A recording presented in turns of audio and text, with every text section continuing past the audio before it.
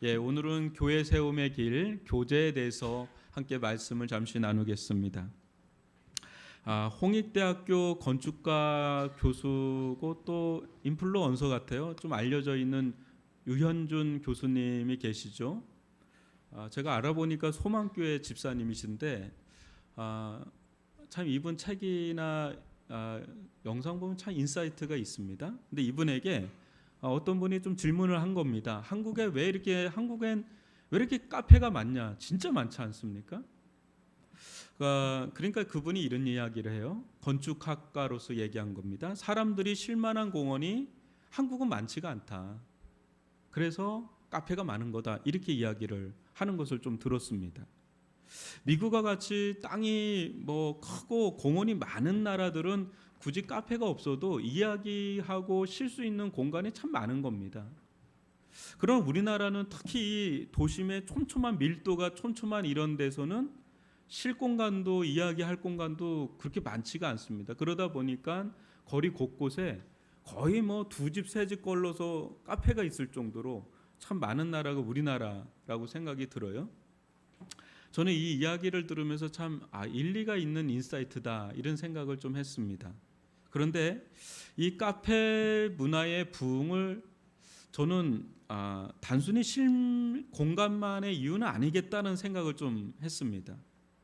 어느덧 우리나라가요 이제 여유가 생겼어요. 예전에 이제 아침부터 저녁 늦게까지 우리 강현칠 장로님이나 인석순 집사님, 김팔룡 장로님 한참 일할 때 그때는 산업 역분이죠. 토요일도 안 쉬었지 않습니까? 그런 시대가 지난 거죠. 이제 1시간이고 2시간이고 이제 이야기를 할 수 있는 여유가 생긴 시대에 우리가 살고 있다. 그런 생각이 좀 들었습니다. 주부들도 한번 보시면 오전에 가정일 맞춰놓고 3, 3, 5 카페에 모여서 막 이야기꽃을 나눕니다. 일에도요 한 10시쯤 나가면 카페에 다 막 이제 우리 맘들 막 있어서 막 이야기꽃을 언제까지 나누는지 몰라요. 막 합니다. 예전을 제가 시골에 살 때 예전에 보면 우리 어머니들 아낙네들이라고 불렀잖아요. 그때 동네 빨래터가 있었습니다. 이렇게 막 때리면서 막 거기서 이야기꽃을 나누는 거거든요. 이제 그게 지금 카페로 된 거예요. 미용실에서도 하고. 근데 이때 여러분 가사와 육아에 얼마나 지쳐 있습니까? 또 긴장도 있고 막 스트레스도 있고 그런 거를 거기서 푸는 거예요. 막 얘기하면서 풀고 또 여러분 그거 아십니까? 정보 교환 장소입니다. 애들 어떻게 키워야 되는지 정보 교환 거기서 다 이루어집니다. 그리고 애한도 같이 공유하면서 막 울기도 하고 웃기도 하고 막 그러면서 하는 자리가 그 카페에서 하는 그런 자리예요. 여러분 이 자리 일하지 않는 주부들 보고 맨날 거기 가서 뭐 하고 있는 거냐 이렇게 핀잔 주면 안 됩니다. 그 자리가요 남편이 줄 수 없는 비밀스러운 충전소예요. 얘기하면서 힘없고요 얘기하면서 막 나름의 은혜를 받습니다. 그래서 그거 막으면 안 돼요. 그거 마음껏 타도록 해야 가정이 평안해져요. 여러분 직장인들도 어떻습니까? 직장인들도 마찬가지입니다. 이렇게 과도한 업무 속에 점심 먹고 잠깐 여러분 그 티타임 같습니다. 커피 한 잔 마시면서 또 이야기도 나누고 그때 긴장도 풀리고 활력을 또 얻는 거예요. 그래서 또 일하고 이렇게 하는 게 이 카페 문화가 있어요. 그래서 여러분 직장 오피스 많은 데 가면 딱 끝나면 문성성시를 이루는 데가 카페입니다. 다 커피 한잔 하면서 하늘 쳐다보고 얘기하고 막 그럽니다. 그러다 다시 들어가서 또 막 열심히 일하고. 그런데 저는 이제 여유뿐 아니라 우리나라만의 흥이 있다고 또 생각이 들어요. 흥. 여러분 예전에는 동네나 마을의 시골마다 이런 큰 마당이라고 앞마당이라고 하는 게 있었어요. 기억하시나요? 앞마당 있는 거 아시죠? 거기 모여서 같이 얘기하고 먹고 막 이랬던 흥문화가 우리나라가 있는데 옛날에 농경사에서 산업사회로 넘어가고 또 아파트 문화잖아요. 닭장같이 막 이렇게 있어서 옆에 누구 사는지도 모르고 하다 보니까 제가 볼 때는 이게 이렇게 눌려 있다가 이제 카페라는 공간이 그냥 막 터지는 것 같아요. 그래서 딱 들어가면은요, 어르신들서부터 애들까지 다 이야기하는 공간이 카페예요. 거기서 막 그냥 아침부터 뭐 저녁까지 막 이야기합니다.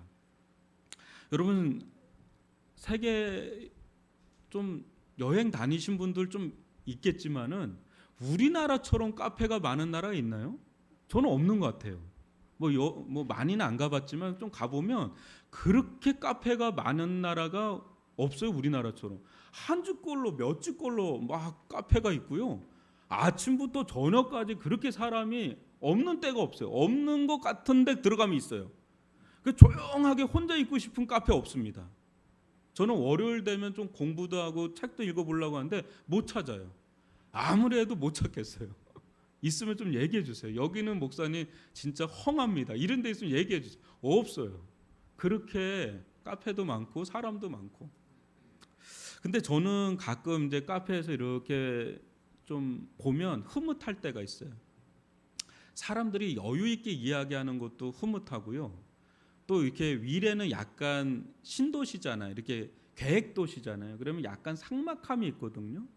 이게 뭔가 우리 시장이 없어요. 위례는 이렇게 시장통이 없어요. 그러니까 뭐 사람 사는 맛이 잘 느끼기가 쉽지 않은데 이제 애들 보거나 또 카페에서 막 얘기하는 걸 보면 사람 사는 맛이 거기서 그나마 느껴져 가지고 좀 그래서 좀 좋고 흐뭇하고 그렇습니다. 여러분들도 좀 가시죠? 자주. 카페 자주 가시죠? 오늘 가시기 바랍니다. 사람은 교제하는 존재입니다. 그래서 사람을 두고 사회적 존재라고 부르는 겁니다. 우리가 믿는 하나님은 삼위일체 하나님입니다. 삼위로 계시는 그 하나님인데 일체로 이루고 있어요. 그 중심에는 상호교통이 있는 거예요. 하나님의 형상을 본따서 만든 존재가 사람이기 때문에 사람은 혼자 살 수가 없어요. 나와 너 더불어 사는 공동체로 우리는 살아갑니다. 여러분, 교제는요, 나와 너 우리를 하나로 묶어주는 힘이 있습니다. 얘기하는 거, 교제하는 거. 우리 모두 교회가 아름답고 건강하게 세워지기를 원합니다. 그렇죠? 여러분들은 우리 위례중앙교회가 건강하고 아름답게 세워지기를 원하죠. 근데 그런 측면에서 가을 부흥 집회에 이어서 계속해서 이 주제를 좀 나가야 되겠다라는 생각이 들었습니다. 오늘은 교회 세움의 길, 이 교제에 대해서 한번 여러분들과 함께 말씀을 좀 나누겠습니다. 여러분, 먼저 교회를 교회되게 하는 중요한 원리 중에 하나가 교제인데 이게 왜 이렇게 중요한지 초대교회를 한번 보시기를 바랍니다. 사도행전 2장 41절 42절을 보시면 그 말을 받은 사람들은 세례를 받음에 이날의 신도의 수가 몇 명이라고요? 3천이나 더하더라. 남자만 3천인 겁니다. 남녀노소 나면 거의 10,000명을 보고 있는데 이들이 뭐를 했냐면 42절 보면 그들이 사도의 가르침을 받아 서로 교제하고 떡을 떼며 오로지 기도하기를 힘쓰니라 이렇게 나와요.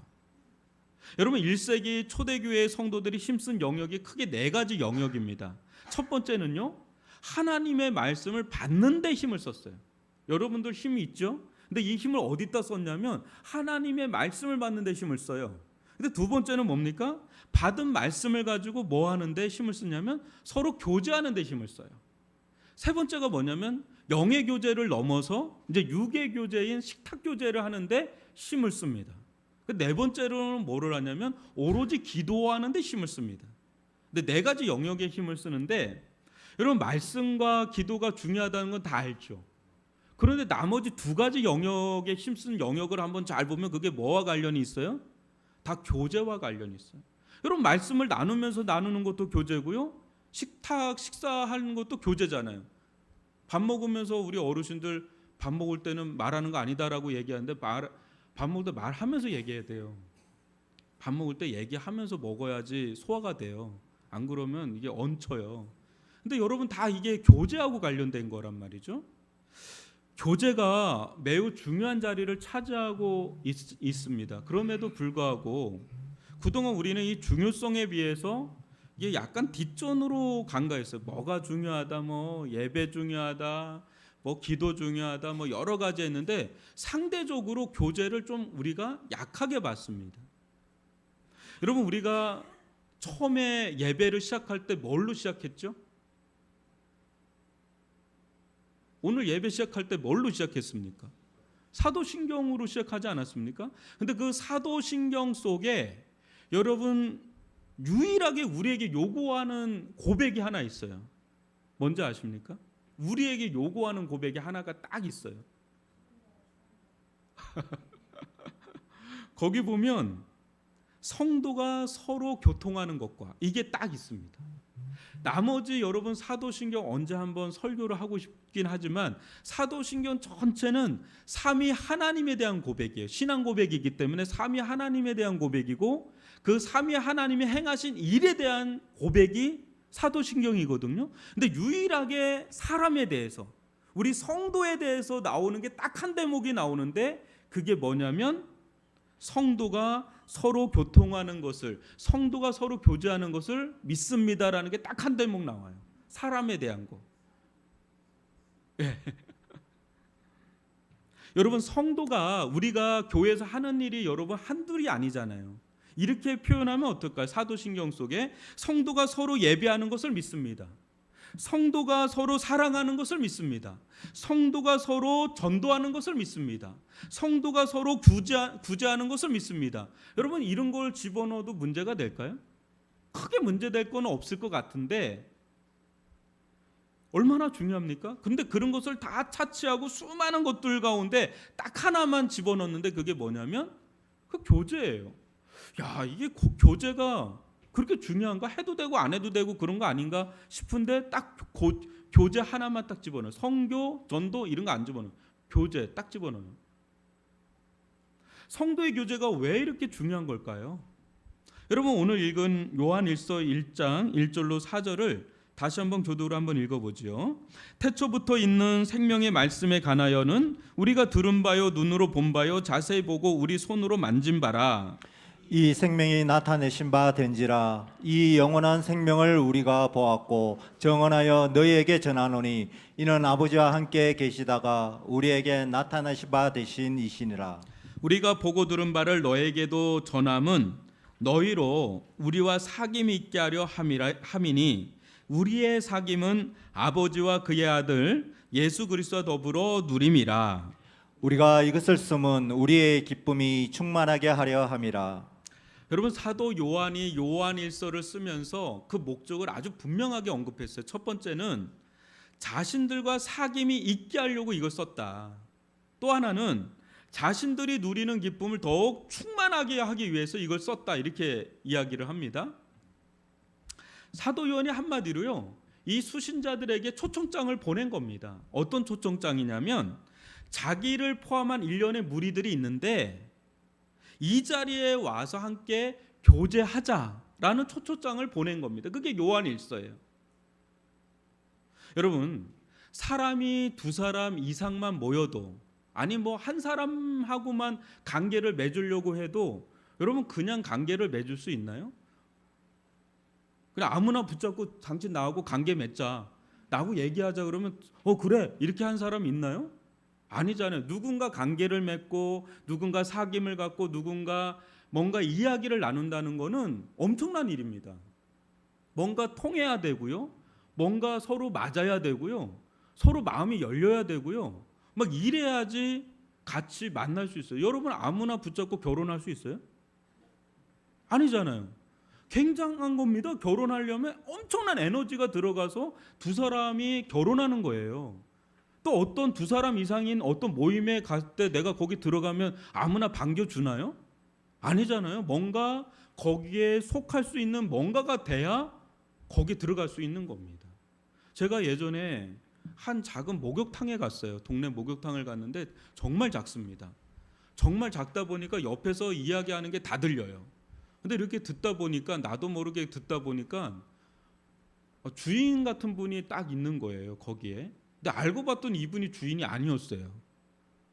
그러니까 이분이 왜 주인보다 더 주인 행사를 하나 할 정도로 되게 뭔가 이게 있어 보이는 거예요. 목욕탕에서. 그래서 알고 봤더니 가장 오래된 단골 손님입니다.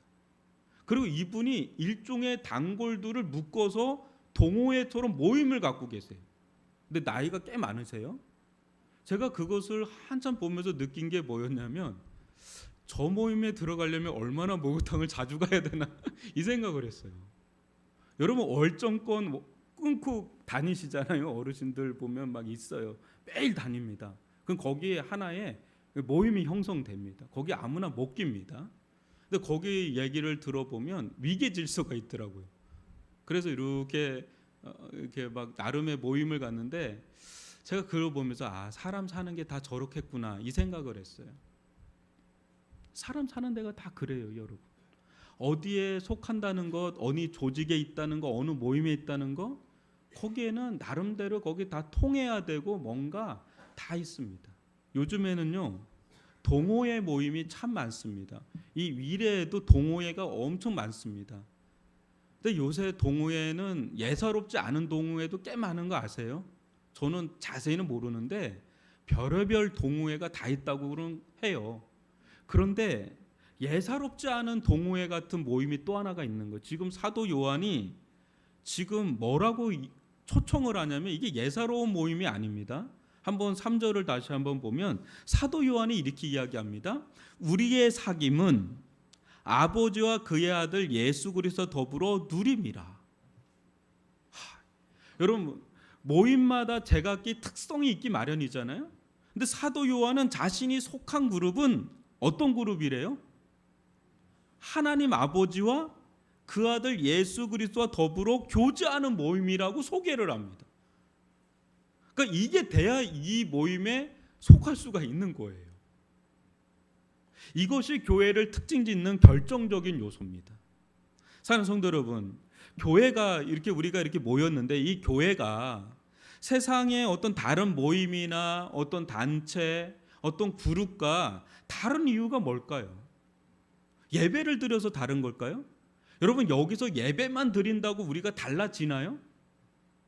예배만 드린다고 달라질 것 같으면 우리는 엄청 달라졌을 겁니다. 왜냐하면 예배 드린 지가 수십 년이 됐으니까. 근데 예배 드린다고만 달라지는 건 아니다 이거죠.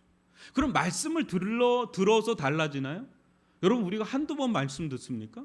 근데 말씀을 엄청 많이 들어도 사람이 달라지지는 않아요.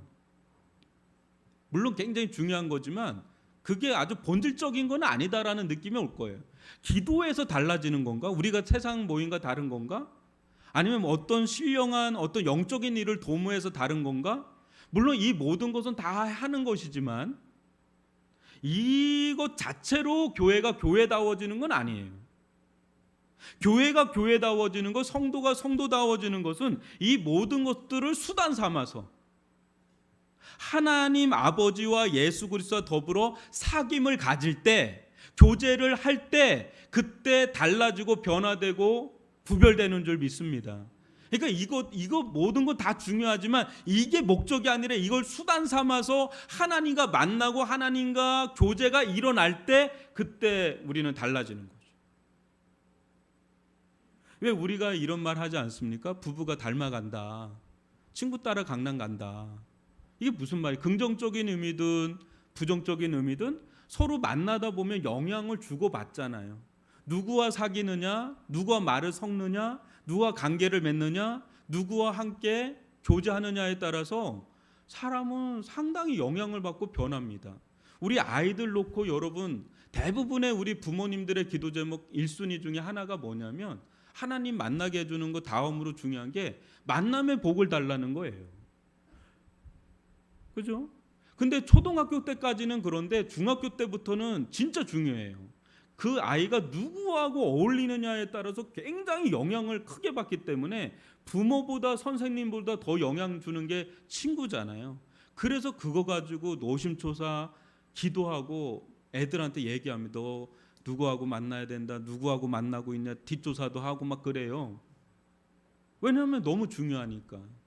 여러분 남자가 여자를 만나서 결혼하는 거 엄청 인생에 엄청 영향이 커요. 여자가 누구를 만나서 남편을 만나냐도 엄청 중요하지 않습니까? 인생 자체가 완전 뒤바뀌어요. 누구를 만나느냐, 누구와 함께하느냐, 누구와 교제하느냐, 누구와 사귀느냐 엄청 중요한 겁니다. 그래서 교회가 무엇이냐, 성도가 누구냐 라고 이 질문을 사도 요한에게 질문한다면 사도 요한은 이렇게 이야기할 겁니다. 성도는 하나님과 사귐을 갖는 자입니다. 교회는 그런 자들의 모임입니다. 이렇게 이야기할 겁니다. 여러분, 그러기에 교회에서 우리가 해야 할 가장 중요하고 본질적인 것은 하나님과 교제하는 것인 줄 믿습니다. 여러분들이 지금 이 자리에 이렇게 나온 이유가 뭡니까? 우리가 한 주를 지나다가 이 한 날 어떤 한 시간에 이렇게 모여서 이렇게 나온 이유가 뭡니까? 우리 교회 가운데는 멀리서 오시는 분들도 있어요. 왜 이렇게 멀리서까지 이 시간에 이 자리에 이렇게 나오는 겁니까? 여러분, 저는 그런 생각을 해봅니다. 저는 원래 이렇게 사니까 그렇지만 우리 성도님들 일주일 동안 일을 하다가 겨우 쉬는 날이 토요일하고 주일이, 어느 때는 토요일에도 일하시는 분이 있어요. 그런데 이 주일날, 일요일이라고 그러죠. 주일날 여러분 한두 번은 괜찮아요. 근데 이게 1년이고 5년이고 10년이고 20년이고 매주 이 시간에 이 자리에 시간을 떼서 나온다는 거, 그거 아무나 할 수 있는 게 아니에요. 그럼에도 불구하고 여러분들이 이 시간에 이 한 날 이 자리에 나오는 이유가 뭡니까? 그것은 같은 하나님을 믿는 성도들과 함께 하나님과 교제하기 위해서 이 예배 자리에 나오는 줄 믿습니다. 다른 게 아니죠. 여기에 나와서 여러분 같은 하나님을 믿고 있는 지체들과 성도들과 같은 하나님을 예배하면서 이 성도들과 예배 전후로 인사도 나누고 또 예배 끝나고 나면 도란도란 이야기를 나누고 교제하기 위해서 이 자리에 나오는 줄 믿습니다. 여러분들 가운데 이런 믿음이 없으면 절대로 이 자리에 나올 수가 없습니다. 한두 번은 나올 수 있어요. 근데 지속적으로 이 자리에 같이 예배하면서 성도들과 교제하는 것은 여러분들 안에 하나님을 향한 믿음이 있기 때문인 줄 믿습니다. 그런 믿음을 같이 공유하고 같이 나누고 그렇게 할 때 여러분들 가운데 주어지는 은혜와 힘이 있기 때문에 매주 이 시간에, 이 동일한 시간에 꾸준하게 나오는 건 대단한 일입니다. 여러분, 저희 가정도 이제 처가댁에 가니까 이제 장인어른이 소천하니까 분위기가 또 달라졌어요. 그러니까 이제 집안의 어르신들이 이제 언젠가는 소천할 때가 오잖아요. 그러면 모임을 갖기가 어려워요. 중심이 이제는 없으니까. 그만큼 어르신들이 중요한 건데 교회도 하나님이 여기 계시니까 우리가 이 자리에 모이는 겁니다. 그냥 사람들끼리 친교 모임하려고 여기 온 게 아니라 하나님과 교제하고 하나님을 믿는 자들과 교제하기 위해서 이 자리에 모인 줄 믿습니다. 여러분, 우리는 그래서 하나님과의 교제에 늘 목말라하고 갈급해하고 또 갈증나 있죠. 하나님을 더 만나고 싶고 하나님과 더 교제하고 싶고 또 어느 때는 그래서 하나님과의 그 충만한 교제로 막 기쁨이 올라오고 막 탄성이 올라오고 찬양을 막 하고 싶고 막 뭐 한국은 권사님은 이제 찬양 워십 하잖아요. 막 워십도 하고 싶고 워십 댄스도 하고 싶고 막 이런 마음으로 충만할 때도 있고 막 그런 겁니다. 근데 그런 교제를 우리가 나누는 거죠. 그렇게 이제 우리 성도들이 이렇게 거룩해진 성도들이 모여서 여러분 또 335 모여서 이야기꽃을 나눌 때 여러분 뭐 예배 끝나고 아마 이렇게 이야기를 하지 않습니까? 그러면 한 주간 어떻게 살았다, 집안에 무슨 일이 있었다, 우리 애들이 이런 일이 있다, 뭐 직장에서 뭔 일이 있다, 막 이런 얘기 하지만 하다 보면 우리는 어느 순간에 다른 이야기를 하고 있습니다. 왜냐하면 우리의 심령에 변화가 있는 성도기 때문에 다른 언어를 구사합니다. 다른 가치관을 공유하기 시작하고 다른 노래를 하게 됩니다. 세상에서 우리도 살아가기 때문에 직장에서 이런저런 얘기를 합니다. 근데 그때 하던 이야기들하고 여기 모여서 우리 믿는 성도들하고 하는 얘기는 달라집니다. 왜요? 우리는 믿는 사람들이기 때문에 영의 언어를 하게 되고요. 또 찬양을 하게 되고요. 또 똑같은 직장 일을 하고 가정을 하고 육아를 하는데 다른 고민을 해요. 다른 이야기를 해요. 어떻게 하면 직장 생활을 하나님 안에서 할까? 어떻게 하면 하나님 안에서 아이들을 키울까? 이런 것들을 같이 고민을 이야기하고 또 기도 제목을 내어주고 그러면서 서로 이야기를 하면서 어느 때는 도전을 받고 어느 때는 격려를 받고 어느 때는 위로를 얻으면서 힘을 얻어요. 나만 이렇게 사는 게 아니라 저분도 고군분투하면서 믿음으로 살아가고 있구나. 나보다 더 믿음으로 승리하는 사람들 보면 굉장히 도전을 받고요. 또 우리를 향해서 칭찬도 해주고 격려도 해주고 이런 사람들의 이야기를 들으면서 그 속에서 우리의 지친 믿음이 회복이 되고 또 은혜를 경험하고 또 어느 때는 거기서 치유를 경험하고 눈물 한 바가지 쏟고 나면 그렇게 마음이 시원하고 같이 기도해주는 지체들이 있어서 마음 든든하고 그런 가운데 응답이 막 떨어지고 심지어는 어느 때 여러분 그런 경험할 때 있지 않습니까? 혼자 말씀 보고 기도할 때가 있어요. 또 이렇게 예배 드릴 때가 있어요. 근데 이런 걸로는 채워지지 않던 것들이 성도들과 교제를 나누면서 거기서 치유가 일어나고 거기서 채움을 경험하고 거기서 응답을 경험하는 그런 일들이 어디에서 이루어지냐면 교제에서 이루어지는 줄 믿습니다. 그래서 하나님은 우리들에게 너무나 아름다운 교제를 허락해 주신 거예요. 물론 우리가 개인적으로 지내는 것도 또 이렇게 예배드림도 필요하지만 같이 335 모여서 교제하는 것 이거는 어마어마한 파워가 이 안에 있다라는 거예요. 여러분 성도의 교제는 교회에서 행하는 일의 모든 일의 최종 결정체입니다. 구약이나 신약의 성경을 보면 하나님과 격렬한 만남이 이루어지는 장면이 있어요. 근데 그때 그게 끝나는 게 아니라 그것을 가지고 성도들과 지체들과 그것을 막 나누는 걸로 성경은 마무리를 합니다. 특별히 여러분 구약의 출애굽 때 시내산에서 하나님의 강림이 막 일어납니다. 그때 그들은 하나님의 영광을 셰키나의 영광을 보고 경외감을 갖죠. 경이로운 모습을 봅니다. 근데 거기서 끝나는 게 아니라 거기서 식사의 교제를 같이 나누면서 도란도란 하나님이 행하신 큰 일에 대해서 같이 이야기하면서 끝나는 장면이 성경에 구석구석 나타납니다.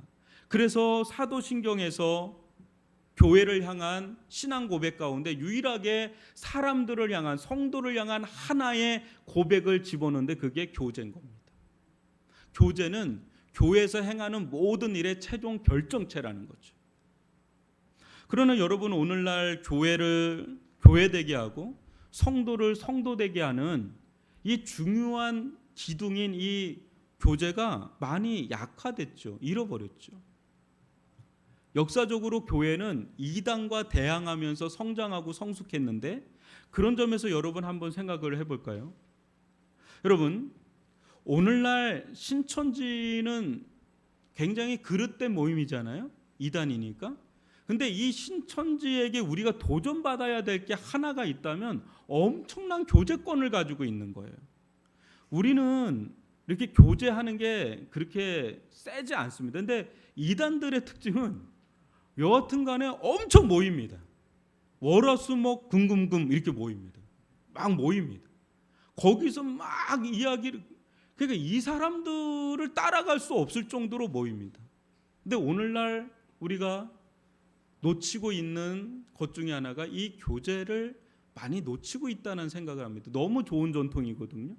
우리만이 가지고 있는 성도들이 가지고 있는 너무 좋은 전통이 이 교제인데 이걸 많이 놓치고 있다는 거죠. 코로나19를 진행하면서 계속해서 나오는 이야기가 뭐냐면 교회 교제권이 얼마나 확보됐나, 얼마나 활성화됐나, 얼마나 건강하게 운영되고 있나. 여러분 교제는 매우 중요하면서도 우리에게 굉장히 도전이 됩니다. 요즘은 개인주의 시대라고 하지 않습니까? 개인주의 성향이 앞으로 가면 갈수록 더 강해질 거라고 그래요.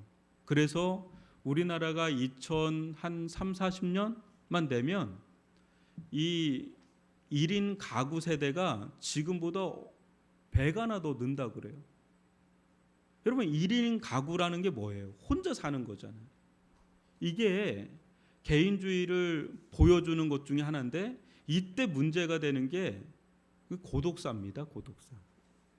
근데 이 장면을 제가 보면서 느낀 게 영적 고독사도 있겠다.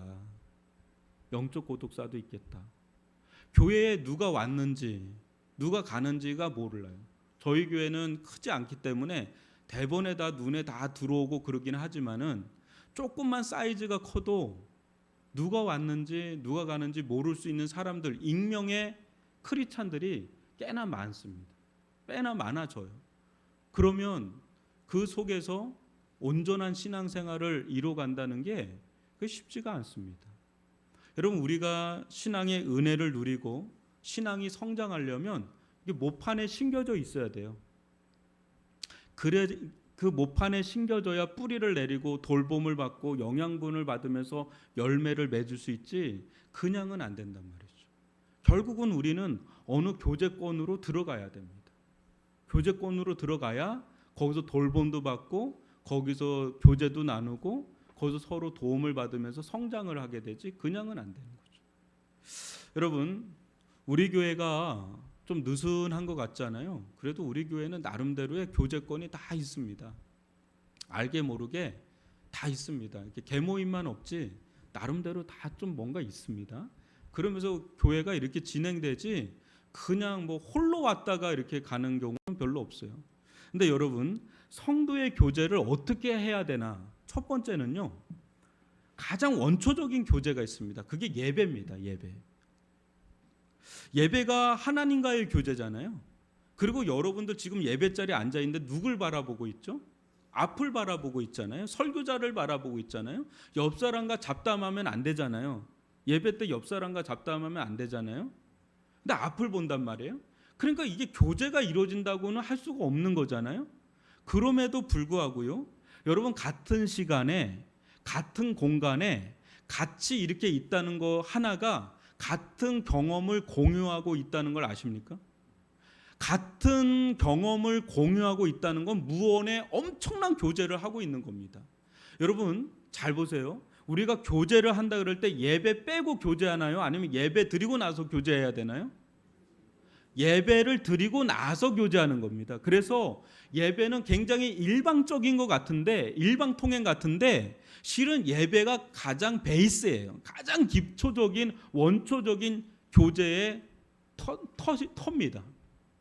제가 목회 생활을 하면서 깨달은 게 하나가 있는데요. 아무리 친해도, 이게 교회에서 친한 분들 있잖아요. 아무리 친해도 예배를 같이 안 드리잖아요. 그럼 멀어져요. 정말 친하게 가족같이 지내는데 뭐 이사나 여러 가지 문제 때문에 교회를 다른 데로 가거나 멀리 가거나 하여튼 떨어지잖아요. 그러면 멀어져요.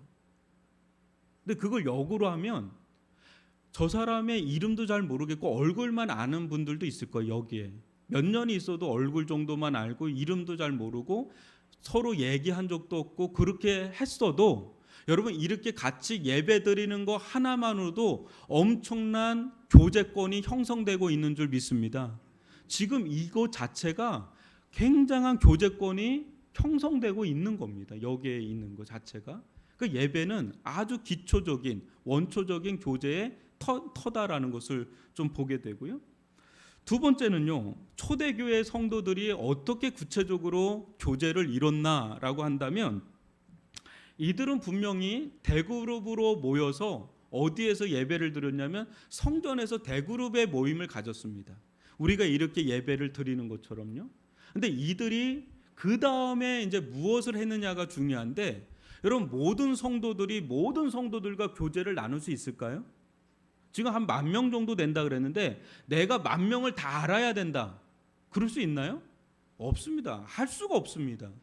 여러분, 교회가 작은 교회든 1,000명이 됐든 500명이 됐든 내가 알 수 있는 사람은 한계치가 있어요. 관계 한계치가 있단 말이에요. 내가 알 수 있는 사람은 많이 없습니다. 실제 저 같은 사람만 여러분들을 좀 알지만 그것도 아주 깊이 알기가 쉽지가 않습니다. 우리가 아는 사람들은 몇 명 안 되는 겁니다. 그래서 내가 우리 교회를 다 알아야 되겠다 이렇게 생각하지 마십시오. 작은 교회도 그게 다 안 되고요. 웬만한 사이즈가 되지 않으면 다 알기가 어렵습니다. 또 깊이 안다는 건 또 다른 얘기예요. 이거 깊이 알기도 쉽지가 않습니다. 그냥 있구나 이렇게 하면서 나가야 됩니다. 그러면 어떻게 모였을까요? 초대교회 성도들이 335 만날 수 있는 사람들, 교제 나눌 수 있는 사람들 335 모여서 같이 말씀을 나누고 또 기도하고 식사하고 그렇게 도런도런 삶의 이야기를 나눈 그런 소그룹으로 모임을 가졌다는 거예요. 근데 그런 모임이 이제 수백 개 내지 수천 개가 됐겠죠. 그럼에도 불구하고 신기한 거는 여러분, 이 모임이 거대하게 같은 한 자리에 모이면 또 하나처럼 보이는 거예요. 원자 모임처럼 이렇게 나뉘어서 막 이렇게 찢어져서 각자의 모습대로 막 모이고 있는데 또 전체가 모이면 또 하나를 이루는 겁니다. 우리 교회도 소그룹 모임이 몇 개가 있어요. 근데 다 똑같냐? 똑같지 않거든요. 다 달리 이렇게 하는데 이렇게 모이면 또 똑같아요. 어떻게 그럴까요? 한 하나님을 모시고 있고요. 한 성령 안에서 한 말씀을 가지고 이야기를 나누다 보니까 우리는 찢어졌는데 또 모이면 또 한 덩어리가 되는, 한 몸이 되는 그런 일들이 일어난다는 겁니다. 그래서 교회는 다른 것 같은데 다들 제각각인 것 같은데 또 모아놓으면 하나의 유니티를 이루는 것을 보는 그런 자리가 교회라는 거죠. 그래서 사도행전 2장 46절 보면 날마다 마음을 같이하여 성전에 모이기를 힘쓰고 집에서 떡을 떼며 기쁨과 순전한 마음으로 음식을 먹고, 날마다, 여러분 날마다 이 모임을 갖고 있는데 이들이 친밀한 교제를 나누지 않을 수가 없는 거죠. 그래서 이런 소모임을 통해서, 소그룹을 통해서 이들은 상당히 많은 영적인 교류를 하면서 거기서 서로 도움을 주고 받으면서 건강하게 서나가는 그런 일들이 일어난다는 거예요. 두 번째는 성도의 교제는요, 은사를 서로 공유하는 데서 오는 몸으로의 교제입니다. 우리는 아까 소그룹의 교제만 생각할 수가 있는데 또 하나의 교제가 있습니다. 하이델베르그 요리문답 55문답에서는 성도들의 교통의 의미를 다음과 같이 잘 요약하고 있는데 한번 질문을 잘 들어보세요.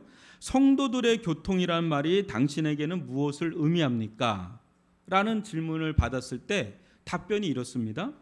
첫째로 모든 신자들은 이 공동체의 지체들로서 그리스도의 한 부분이며 그게 모든 보호와 은사들에 참여한다는 뜻이고, 둘째로 각각의 지체들이 자신의 은사들을 다른 지체들의 유익과 복지를 위해 기꺼이 그리고 즐겁게 사용하는 것을 의무로 여겨야만 한다는 것입니다. 이렇게 나오거든요. 여러분, 교제가 헬라어로 코이노니아입니다. 코이노니아. 코이노니아의 뜻은 뭐냐면 참여와 나눔이에요. 참여와 나눔. 근데 이것을 한번 생각해 보세요. 카페에 모여서 막 이야기꽃을 나누는 것도 이야기하는 거잖아요. 교제하는 거잖아요. 근데 그걸 조금 넘어서 몸을 써서 행하는 참여와 나눔으로 한번 생각을 해보세요. 여러분, 말로만 교제하는 게 아니라 사람은 일을 하면서도 교제가 되는 거잖아요. 같은 일을 할 때 동료 애가 생기잖아요. 그죠? 그것도 굉장한 교제입니다. 이제 몸으로 싸는 교제예요. 여러분, 나에게 있는 하나님께서 주신 은사와 재능을 공동체에 나누면 나눌수록 그게 어떻게 될까요? 그게 같이 공유가 됩니다. 그리고 나의 은사와 재능뿐 아니라 너의 은사와 재능을 또 주고, 그러면서 거기서 서로 주고 받는 교제가 이루어지는 거죠. 그런 속에 하나님이 중재가 돼서 우리들을 엮어주고 교제케 하고 묶어주고 단단하게 하고 강화시키는 그런 일들을 합니다. 여러분, 예를 들어 볼게요. 여러분들 가운데 저는 찬양의 은사가 그렇게 없습니다. 그래서 참 부러워요. 노래 잘하는 분들. 근데 찬양의 은사가, 노래 은사가 있는 분들이 나는 성가대에 예를 들어보는 겁니다. 성가대에 들어가야 되겠다. 들어가도 되고 들어가지 않아도 됩니다. 누가 뭐라는 사람은 없는데 하나님이 마음을 주셔가지고 목사님 저는 성가대에 들어가서 같이 내 찬양을 같이 나누고 싶습니다 라고 해서 이렇게 나와요. 그러면 오늘도 정말 찬양 성가 이렇게 했지만 너무 좋지 않습니까? 이렇게 나와서 할 때 우리가 어떤 생각이 드냐면 저분 못 보던 분인데 저분 누구지? 하고 이야기를 하게 됩니다. 그러면서 같이 찬양을 막 할 때 그것을 같이 참여하는 우리 성도들도 같이 성가대와 함께 찬양을 하면서 굉장히 은혜를 누리죠. 여러분 은혜 받았죠?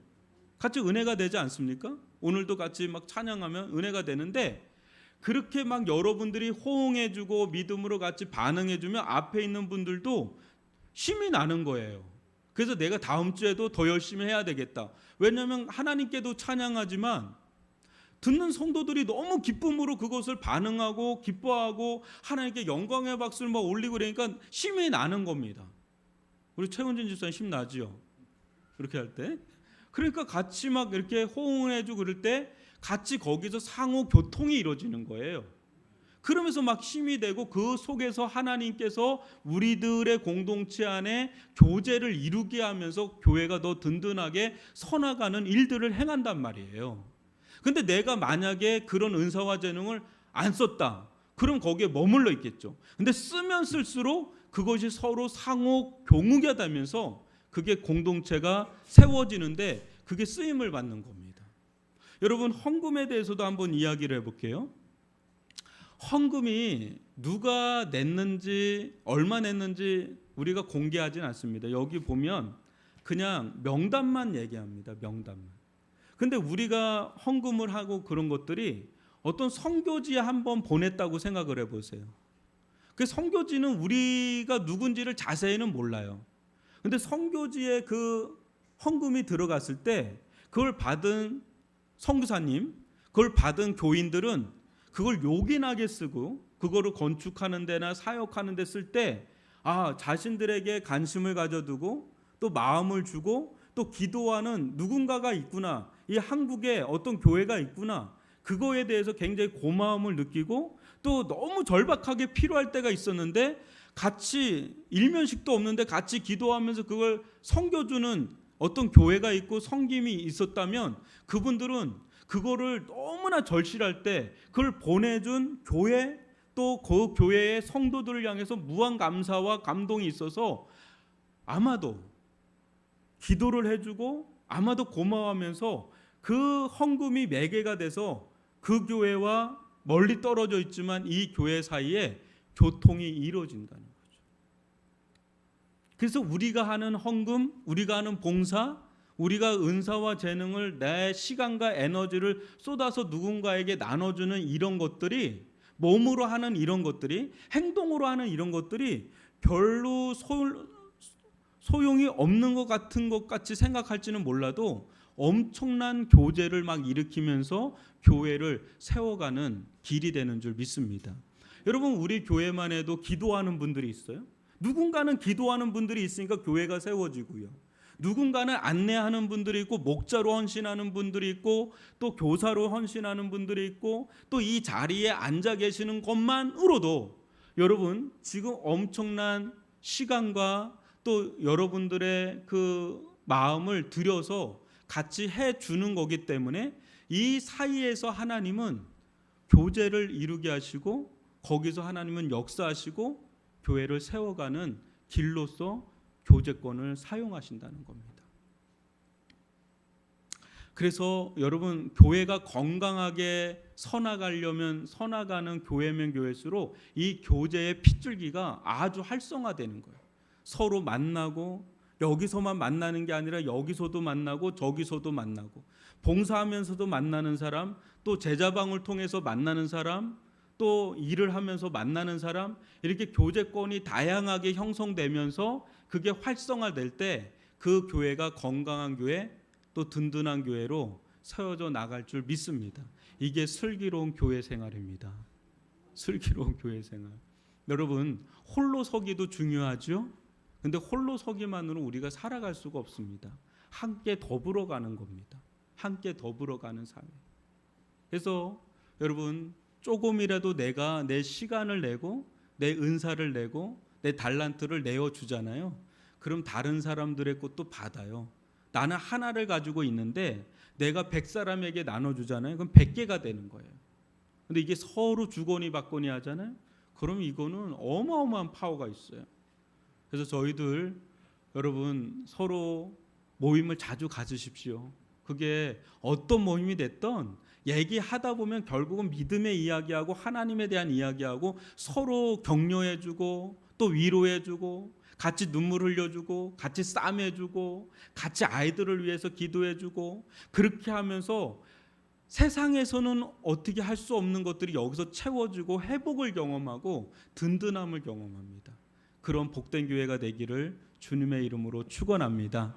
기도하겠습니다.